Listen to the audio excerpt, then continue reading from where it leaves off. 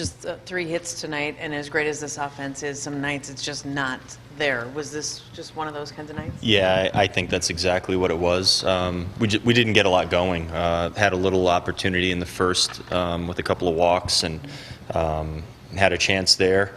But really, over the course of the game, it kind of shows you a little bit that sometimes those bullpen days can be definitely challenging to deal with.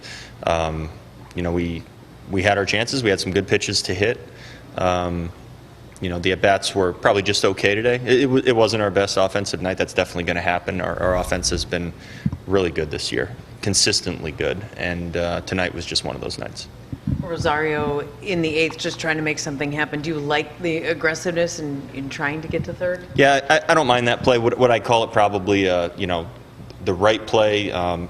Maybe not, but he was making something happen. He hits the ball down the right field line. He might not have seen the center fielder, going over there to pick that ball up. He might have thought he was going and standing up for all I know. I mean, it was a great play by their center fielder to get over there and to make a pretty good throw to third base.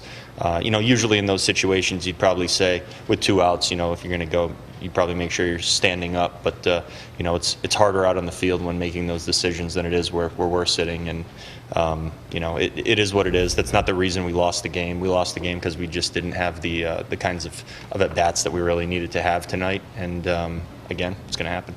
As a former outfielder, how hard is that throw for Engel to make when the third baseman's moving? Because he had to kind of throw to a moving target. Yeah, he's really throwing to a spot probably. He's just coming up, and a lot of throws in the outfield. I can't speak, having zero experience in the infield, but as an outfielder, you make throws based on where your peripheral vision and just your sense of space out there tells you to make the throw. You're not looking a lot of the time at exactly where you're throwing the ball. But it was a great play by him. He's a good outfielder. He knows what he's doing out there. What did you think of Jake's start tonight? I thought Jake looked really sharp. I thought Jake threw the ball great. He missed a ton of bats.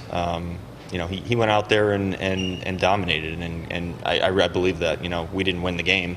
Doesn't sound maybe like the right word to use when you lose the game, but he was great. He threw the ball phenomenally, and he keeps throwing the ball like that, and he has lately. If he keeps throwing the ball like that, we're good to go.